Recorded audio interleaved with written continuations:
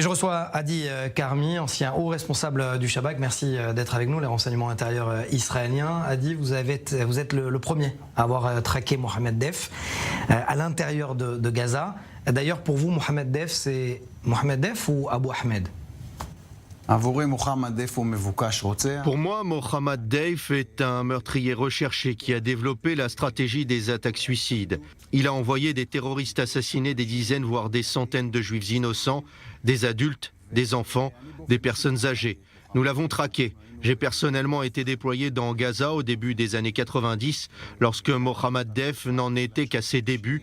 Je suis arrivé dans le domicile familial, je les ai interrogés, j'ai vu où il a grandi, je sais d'où il vient. C'est ça, racontez-nous, vous êtes à l'intérieur de Gaza et vous allez interroger son frère et son père. Racontez-nous comment ça se passe. À l'époque de la première intifada, dans les années 90, nous avons lutté et empêché des attaques à l'arme automatique, au jet de cocktails Molotov, des attaques différentes de celles vécues aujourd'hui, avec des roquettes, des bombes artisanales ou des attaques suicides. À cette époque, Mohamed Def n'en était qu'à ses débuts, c'est pour cela qu'il était recherché. Il a grandi dans un camp de réfugiés, venait d'une famille normale. Son père travaillait dans un magasin de meubles de seconde main.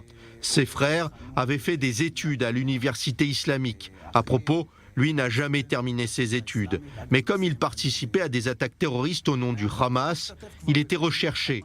À cette époque, nous rentrions à l'intérieur de Gaza. Nous sommes donc rentrés dans ce camp de réfugiés, mais il n'était pas chez lui. Mais son père et ses frères y étaient. Est-ce que vous pensez que si vous l'aviez arrêté, vous auriez changé le cours de l'histoire?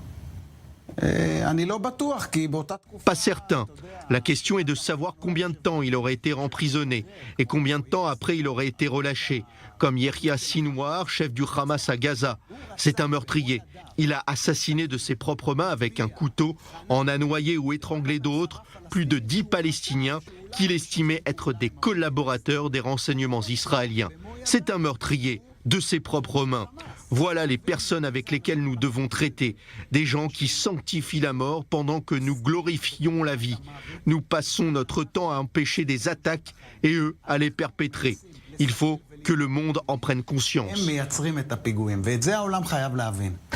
Adi Karmi, qu'est-ce que Mohamed Def a que les autres n'ont pas, sachant que Tzahal et le Shabak ont éliminé déjà des hauts commandants militaires du Hamas comme Salah Shradeh, comme Ahmed Jabarin, par exemple. Mohamed Def, למעשה, הפך למיתוס. Mohamed Def est devenu un mythe, bien au-delà de ce qu'il est réellement. Il a grandi dans une famille simple, mais il a deux choses qui jouent pour lui.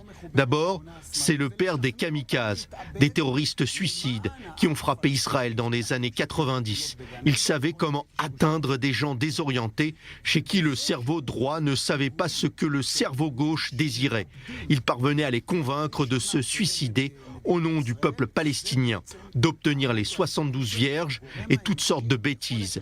Le fait qu'il ait dirigé ses premières attaques suicides contre Israël reste à ce jour un atout pour lui. Cette qualité qu'il avait de convaincre des gens de se suicider au nom de leur cause. Et le mythe a pris plus de sens encore depuis qu'il a échappé à plusieurs tentatives d'élimination. Il est grièvement blessé. Il ne vit pas bien, sa famille a aussi été atteinte. Mais il garde pour lui le fait qu'il continue de tuer des Israéliens et il aurait fallu l'en empêcher. Le simple fait qu'il ait été visé, mais qu'il a survécu, l'a transformé en une personne miraculeusement sauvée.